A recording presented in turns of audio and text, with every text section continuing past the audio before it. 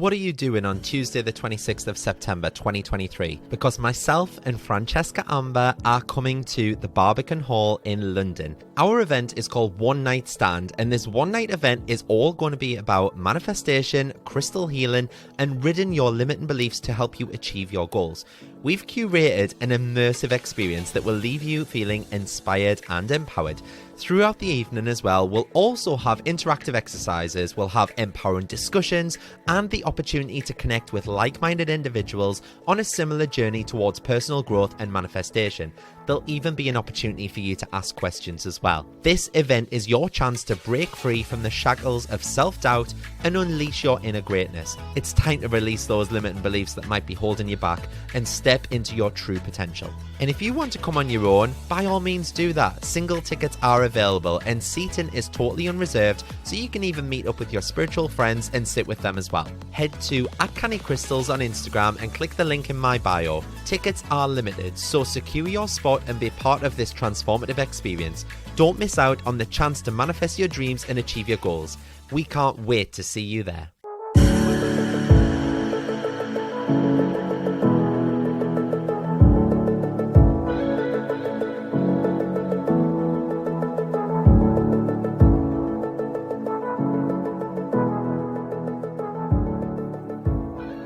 Hi everyone, thank you so much for joining me on another episode of Canny Crystals, the podcast. I hope that you're all well.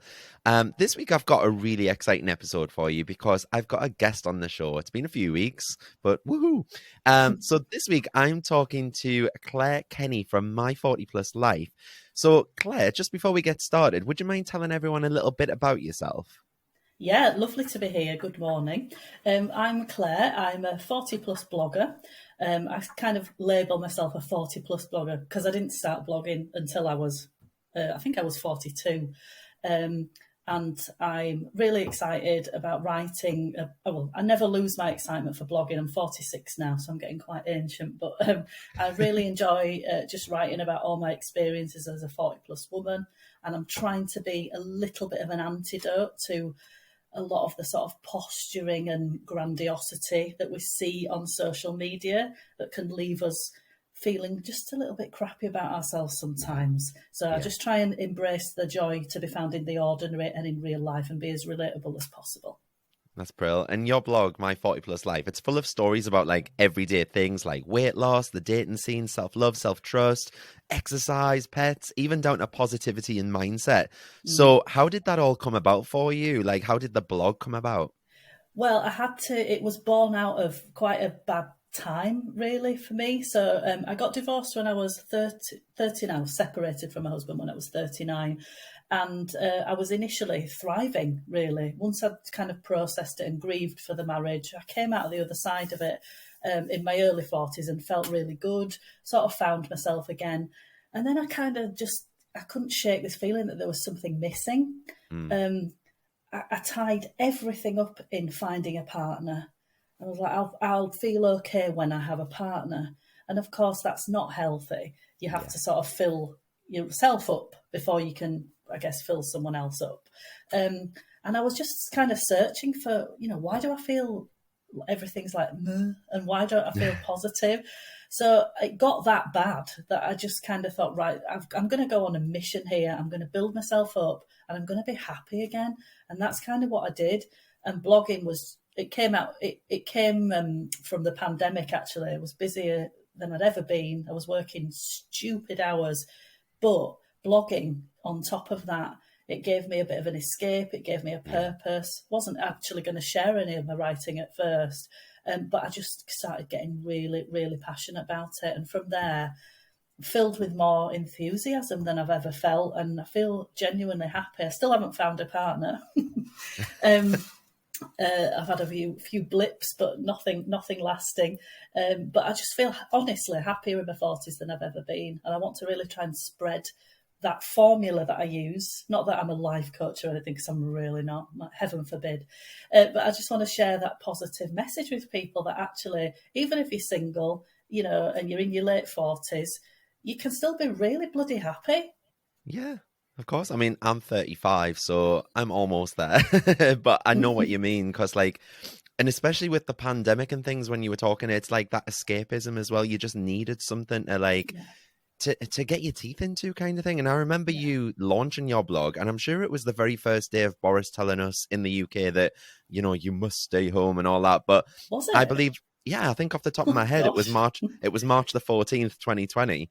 And I remember reading it, and you mentioned in your first post that you were quite spiritual. And obviously that got me straight away. So I was hooked straight away, and I was like reading through it, and I was like, I didn't realize this about you, because just for like context, me and Claire worked in the NHS together.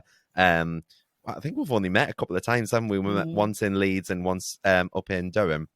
Um, but yeah, we've worked together. But it's weird because you don't realize that someone's like open to that kind of conversation when you're working in the yeah. NHS, do you? Because we're doing everything by the book and stuff. So how did spirituality all come about for you? Was it kind of, has it always been there, or is it just since the pandemic? No, I don't think it has always been there. I again during the pandemic, and I'd been through a sort of a breakup and a few other bits and pieces. The pandemic had happened. It just really makes you evaluate things, doesn't it? And I just thought, how do I, as I said, I made a conscious decision to become a more positive person and try and go out and get what I wanted. Didn't even know what I wanted. So that was part of my mission. Identify what it is you want, what makes you happy. Didn't even know. And it was all part of that. I started reading books about it, and I should recommend some. I'll follow up. I never remember the name of books, but I'll follow up with a few recommendations if that would help your listeners. Because Yeah, one of of them was course. life changing. Things like manifestation, visualization, gratitude, just simple things. And I started sort of pulling together my own framework of spirituality that worked for me. Um, I've got a crystal. It's not on my desk. I'm holding my labradorite now, actually. I know only your listeners will get that. If I Yeah. said that to a normal person, they just walk away backwards. But but I started looking into crystals and the different properties they had and things like that. And I've got this little crystal. It's not particularly overwhelming to look at. It's a smoky quartz, and that got me through some really hard times. I used to take it out and in my handbag and hold it if I was feeling like really stressed out or in need of comfort. It's really surprising what's out there to help you feel better. Yeah, yeah, I get that. So was that kind of the turning point, that light, did you have like a specific light bulb moment or anything, or was it just kind of a culmination of, okay, I've read this book, I'm dealing with this crystal kind of thing, and then you kind of just come to it being an everyday part of your life? Yeah, I don't think there was a light bulb moment as such. I just Mhm. gradually realised that the more I did, the better I was feeling. And I think the writing helped as well because that's so Yeah, cathartic. yeah. Sitting and I'll write about it's my way of processing things. I'll sit and write about an experience, and it gets it all out of my system, and I can process it and then move on. Yeah. So that helped obviously as well. But yeah, I just kind of grew to realise like dog walks were a big deal in the lockdown. Of course, I'd Yeah. go on my quite a long walk at tea time every day, and I used to talk. Well, I mean, God knows if anyone saw me. I hope they didn't.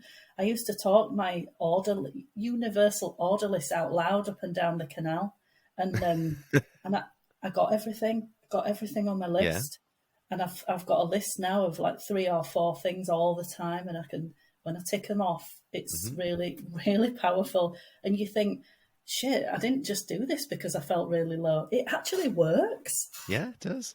It's It really, really does. amazing. Yeah. Yeah. So you talk in your blog as well about kind of running, and I know you're a keen runner, more so than me anyway. I won't say I'm keen. I I'm a was runner. going to, I was going to say I run.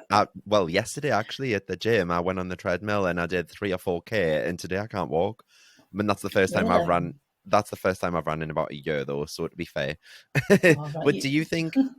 Do you think exercise like running kind of helps you clear, like keep a clear head? And can you tell me a bit more about how this has an effect on your physical as well as your mental well-being as well? Yeah, I think any exercise, it doesn't have to be running, it can be walking, swimming, whatever works for you. Of course, it can't not help you mentally, can it? I think any situation that takes you out of your own head and just puts you in it's almost a hypnotic state of I've just got to focus on my breathing. Oh, look how Yeah. beautiful it is where I'm running. Or, oh, let me have a chat with this person running alongside me. Just takes you away from all the stuff, the hamster wheel in your head, I guess. That's all can always be, that can only be a positive thing. But also, running gave me a purpose. It's not something I particularly enjoy. I'm very open about this. But it's given me a structure to my week. It's given me a sort of an anchor point. You know, I've Mm. always got a place I can go and see the loveliest people. I've met some really good lifelong friends. Um, and it's just always something you can go back to when you need it. Yeah, I get that. And I mean, what you were saying there about getting into that hypnotic state as well, because I think that's what it is for me. I get bored when I'm running and I'm like, oh, it's Mm, exercise. You get 5, 10 minutes into it and I'm like, why did I commit to this? And mm, yesterday when I was on the treadmill, because I've just joined this new gym and they have like a screen on the treadmill and you can play chess, you can play Sudoku and stuff like that. wow. So that kept my mind occupied. So although I was bouncing up and down and like I was pressing the buttons and stuff and I was playing solitaire and chess and stuff, and it really took my mind off it. And before I knew it, I'd done 3 or 4K and I was like, Mm. I wouldn't have done that if I hadn't have had like my mind like focused on the running itself. It's weird, isn't it? Yeah, it is weird, and it's quite a magical thing, really, because your mind's up. Your phone's never more than an arm's length Yeah. away. There's so many distractions everywhere. So to find something that really does take you out of your own head is pretty important, I think. Yeah. So I know you mentioned there as well that spirituality only recently came around for you, but what did your childhood look like for you in terms of spirituality or religion, like looking back? Religion didn't play a part in my childhood really at all. My dad's a Catholic, but Right. we never sort of never really went to church or sort of had Mm. any focus on religion really. Spirituality. I used to get quite anxious as a young person. I used to be quite superstitious. Um, so if there was ever sort of I don't know, a horror story go, you know, you have like urban myths, things like that, they could really affect me. I look back now and I think, God, you were quite, you know, quite anxious as a young kid. Um, but other than that, so I probably did have sort of spiritual beliefs, but not in a positive way. I had Right. nothing to counteract that anxiety with. I would never have known anything about meditation or positive mindset, visualization, anything like that. And I think it's actually something we should be talking to young people about now that I've seen how it's helped me. Yeah, definitely. I think mental health, it's coming to the forefront, isn't it, of the agenda and things. But like you say, stuff like that wasn't available. Well, it probably was available when we were younger, but we weren't made aware of it. It's No, only like when you start doing your own research and things that you start becoming more and more aware of it. yeah. So if you could go back and give your childhood you a piece of advice, what would it be? Would it be around that? Would it be like just kind of look into some self-development or gratitude or things like that? Yeah, I think every single person from, you know, however young they might be, should probably be given some insight into the power of a positive mindset, being grateful, um, and keeping really strong focus on your goals and focusing on the possibilities. And when you're young, anything is possible. So I think I would probably go back and say, you know, try and stay positive, and try and ground yourself into the realities. You know, don't get carried away with something that's probably not going to happen. Just Yeah. really focus on staying calm and believing, you know, that good will happen because it will. Yeah, yeah. I did a podcast episode on this last week actually about how we get into our heads a bit too much and we ruminate.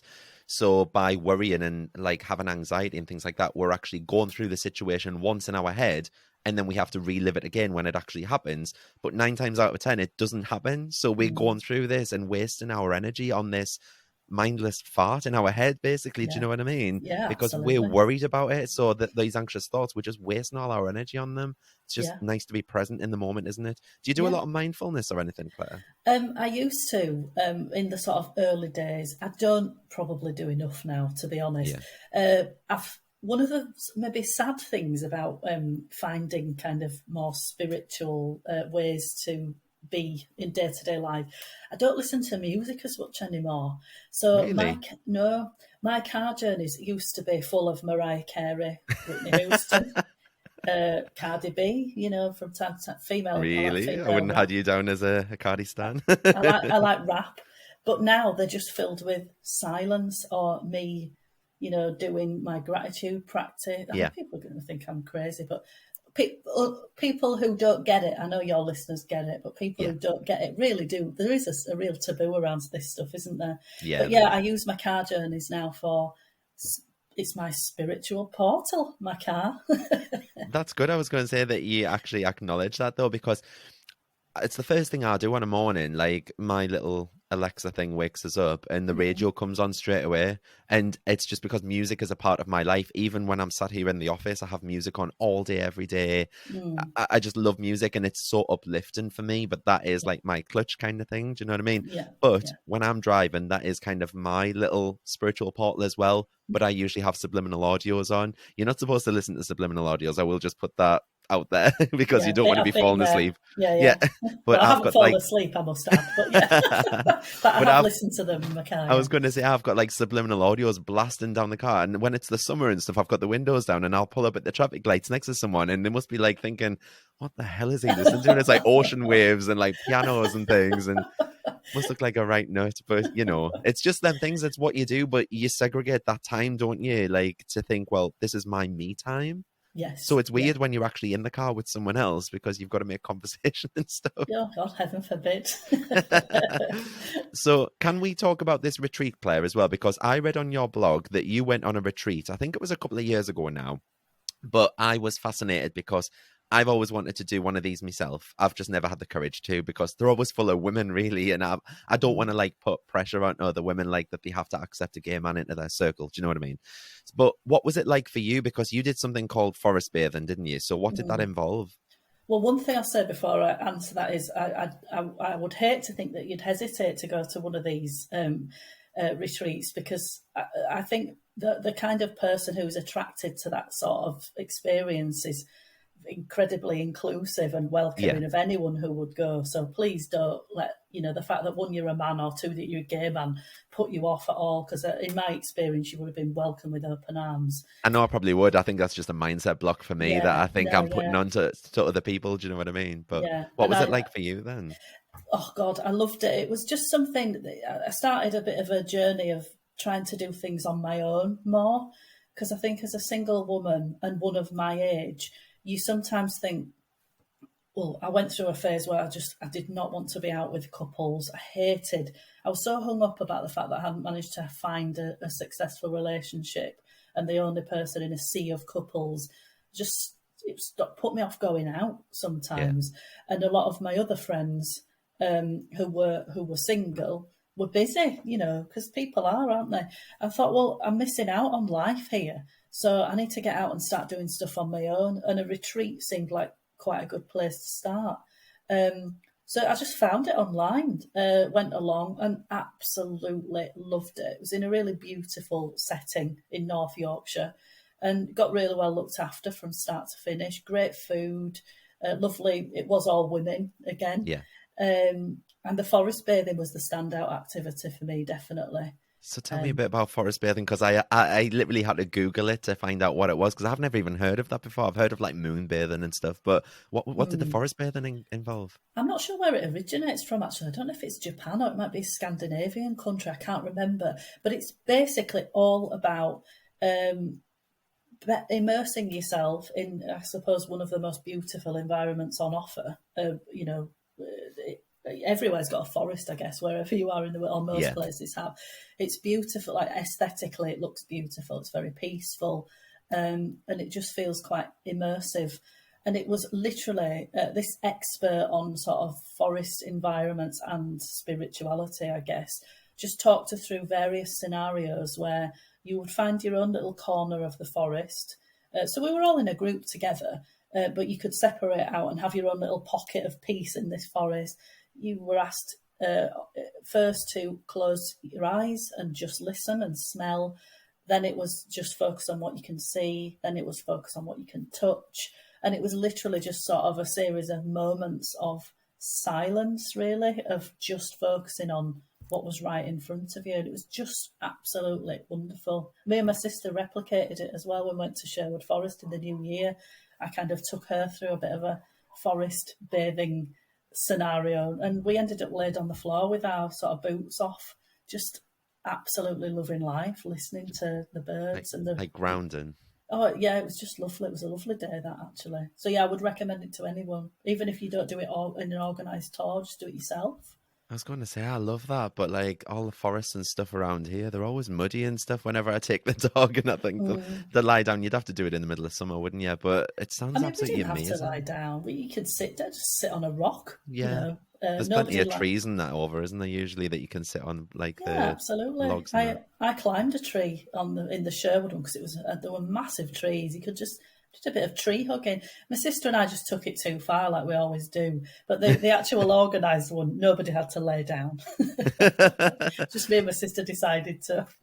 I might even organize like a Canny Crystals retreat or something. Like I've You thought should. for ages, do you know what I mean, about doing like a full moon like retreat or something Yeah, where we can all meet up, all go to the beach, do some yoga on the beach and some mindful movement, do like a crystal cleanse or something in front of the yeah. sea, sit around a campfire, that kind of thing, and then like forest bathing and moon bathing and stuff like that. Like that's all a bit of me, do you know what I mean? I would love to be able to plan something like that. I just need Yeah.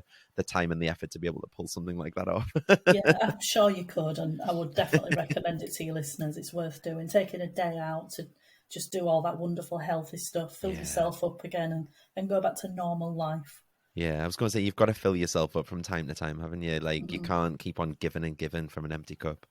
No, So, definitely and not. so Claire, I know that you're into the law of attraction and manifesting because there's even a blog post on your website about it. So, is that something that you've done at any point in your life where you've had a vision and it's come true? Because I know you were saying earlier about you having a list of things that you've manifested and you're ticking them off and things like that.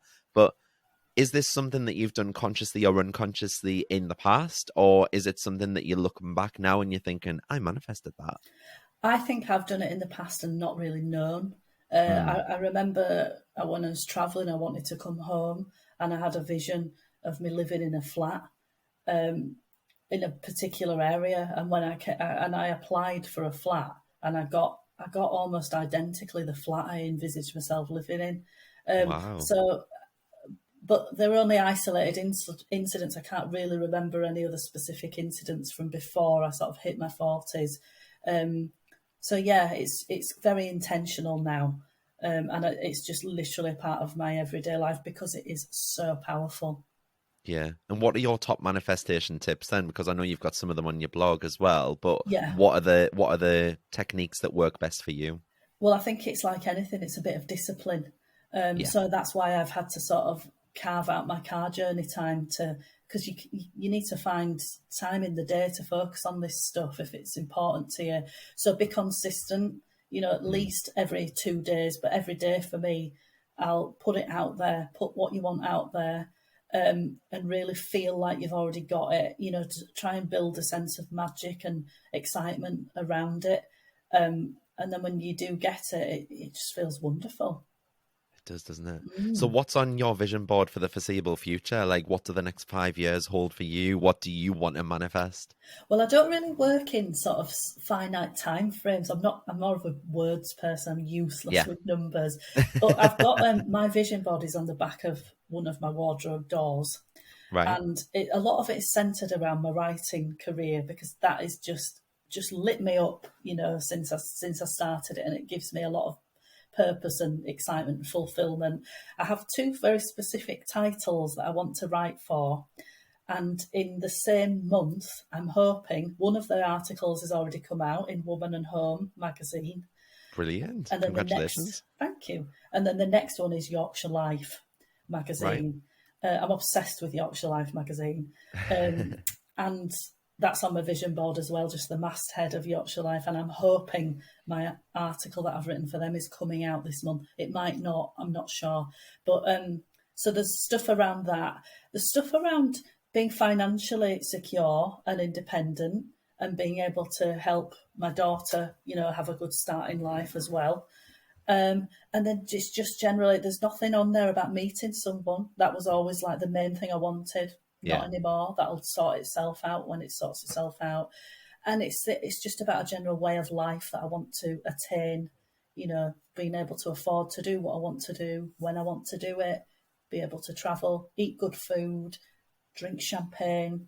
Maybe that sounds a bit bougie, but it's it's about freedom, just to be able to do what I want to do when I want to do it. And there's sort of stuff that depicts that on my vision board. I love that. See, I've got my vision board everywhere, and I've got a little space just above my head in my office. And I'm going to update my vision board this week, and I'm going to stick it up there on the wall so that whenever I'm in my office, I'm like, this is what I'm aiming for. This is what I'm working towards. Yes.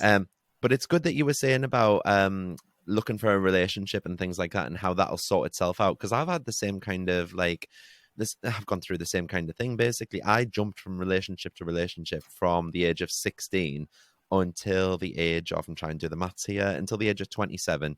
And it wasn't until I literally said, oh, I'm just going to not look for anyone and just do me kind of thing. And I got braces on to fix my teeth. I got my tattoo sleeve. I started going to the gym all the time.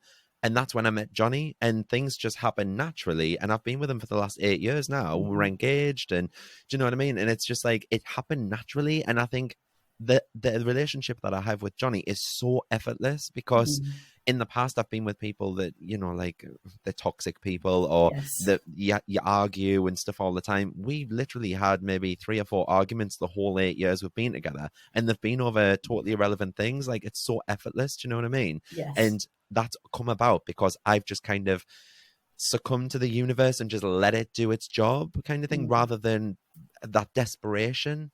Yeah, because if you come in at something from a place of desperation, if we do believe that the law of attraction is a thing, well, what are you going to attract from desperation? Yeah. Somebody who wants you for the wrong reasons, or you want them for the wrong reasons. So yeah, it's interesting though, isn't it? Because if we say we want a relationship, I know you're very happy with Johnny and you settled down.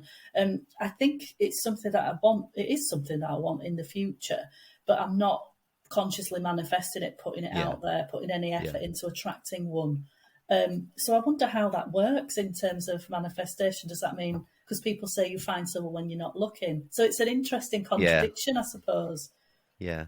I mean, I've done a podcast episode about it before in terms of feng shui and stuff like that. Because in feng shui, they'll tell you to clean out your bedroom, for example, clean out a drawer that you would let them put their clothes in, sleep on one side of the bed, make sure that your car's not parking across 2 spaces, that kind of thing. So you're intentionally giving the universe hints, but you're not intentionally going out there and looking for it. You're just letting it do its job and letting it come to you naturally. So yeah, I guess maybe try something like that. Yeah, if I'm bothered enough. I was going to say. I need to get my head in gear and maybe work a bit harder at this stuff. But yeah, I just think I'm so happy that I'm finally, because I really did struggle with this, finally happy with my life the way it is, regardless of whether there's a bloke sat on the sofa farting.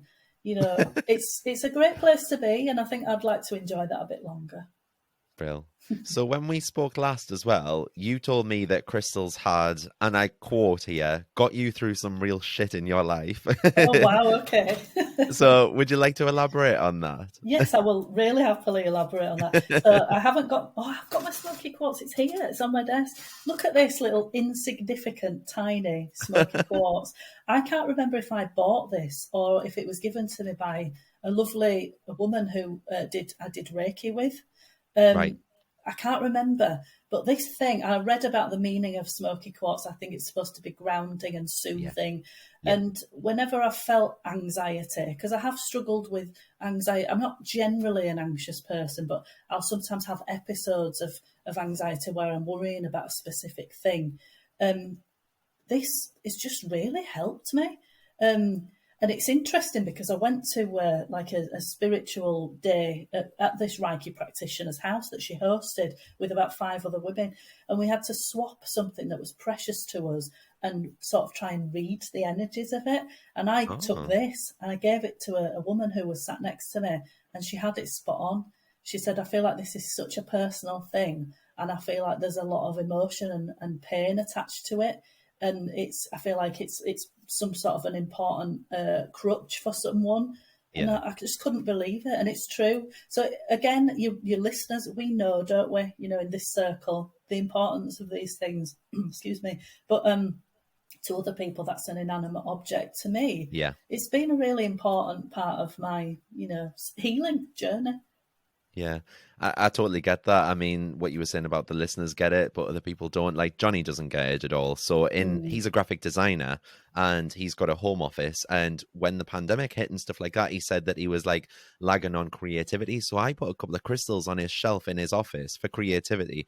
And I said, just make sure you cleanse them like once a week and just set your intentions for 5 minutes. And he does meditate, but that's mm, about as spiritual as he gets, kind of thing. So these crystals have sat there, and the other day I went in and I went, how dusty is this crystal? I was like, you haven't even touched that. Do you know what I mean? yeah, They just yeah, don't get it, do they? Like, but to no, me, I was like really helping him out by giving him this creative energy and helping him flourish and things. mm, But yeah. each their own anyway. So what's Yeah, your favorite crystal then, Claire? Is it that smoky quartz or is it the I think it's Labradorite that got you to be have? this one. It's got to be The this one. smoky.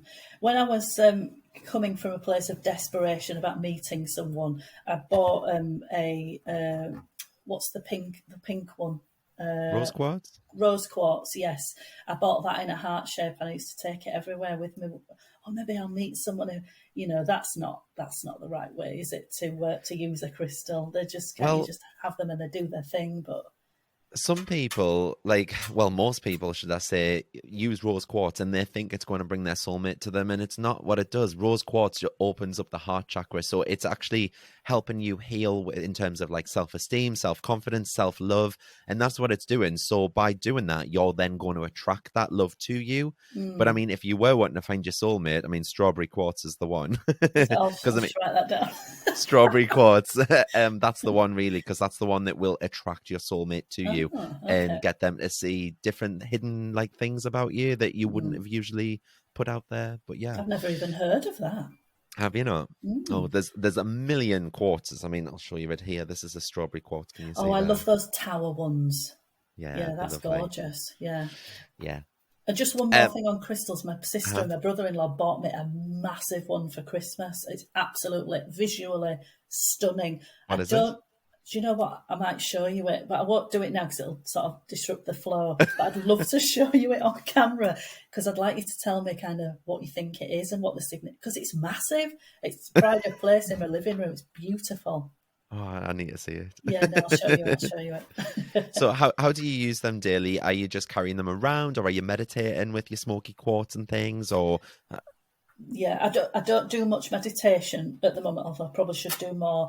I have mm, them on my desk a lot of the time because I spend a lot of my mm, life at my desk. I work from yeah, home a lot. I blog at my desk as well as yeah. because I've got a day job, full-time job.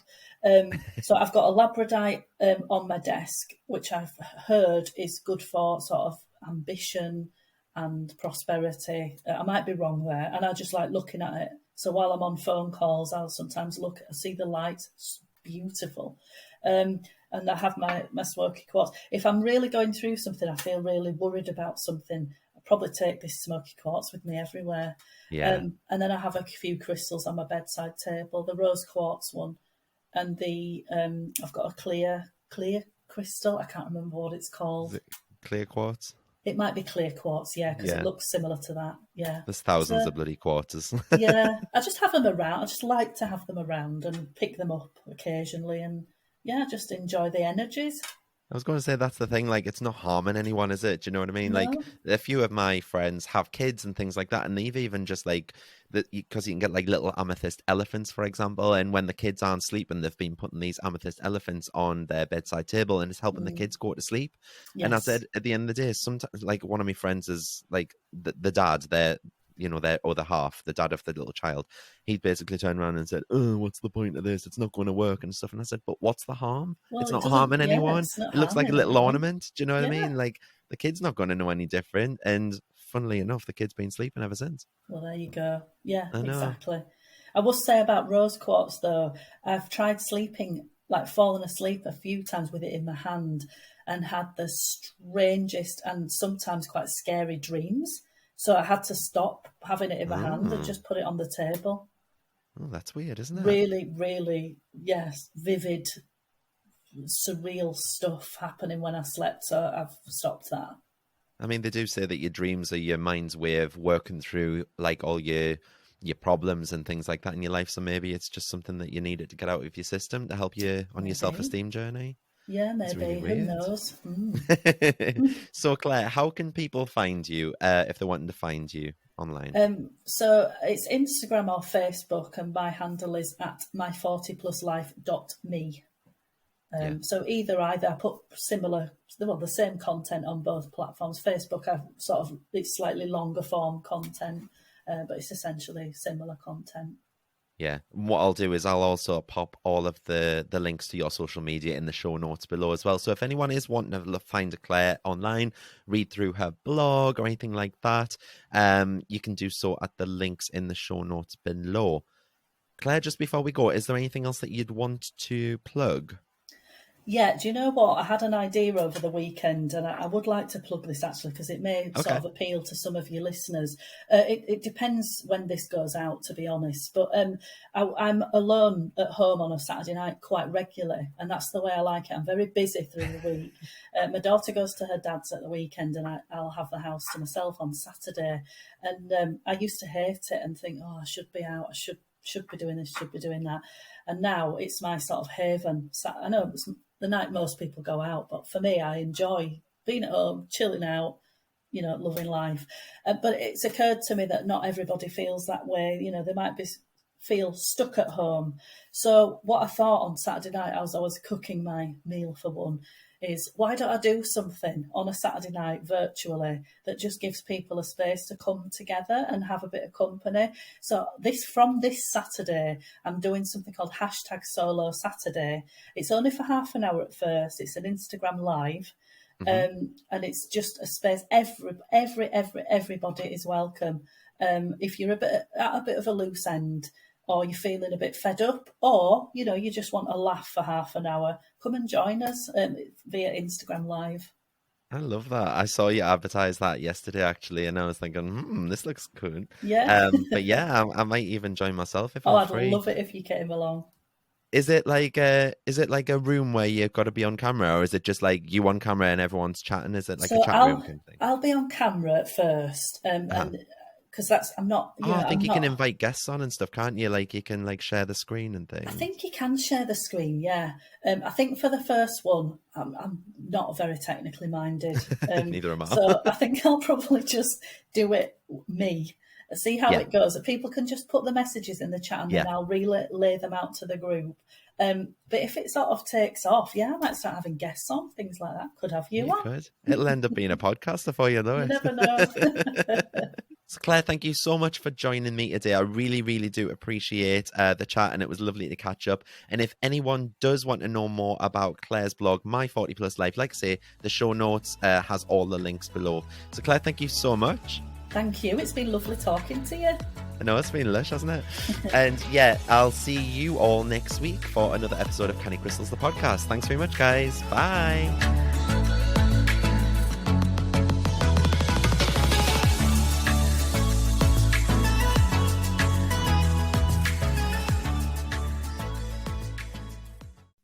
Come and join me in the Manifest with Mart community. For just £10 a month, you'll get exclusive access to my app, and you'll join all the other beautiful souls in the Canny community, where each day you'll be held accountable to making your dreams and desires come to fruition. You'll also be set daily and weekly challenges. There's a chat room built in so you can talk to people in real time, and you can also pop over any questions that you have in the Q&A forum, and I'll answer them for you. It's changing people's lives, and we've already had so many people manifesting things in the first 2 weeks alone. Each new moon, I'll also be going live within the group on a face-to-face video to help you get the most out of the lunar cycles, as well as answer any burning questions that you have. And these live meetups are so powerful, and everyone in the group has had nothing but praise for the safe space that we share. There are very limited spaces for this community, however, just to ensure that I can place my focus on you and nurture you into the ultimate manifester. So if you'd like a spot, please be quick and reserve your seat now. Head to cannycrystalsacademy.co.uk and choose the Manifest with Mart option, where you can get instant access, and what's more, you'll also get access to all of the past recordings and chats too. Join now and start living the life of your dreams.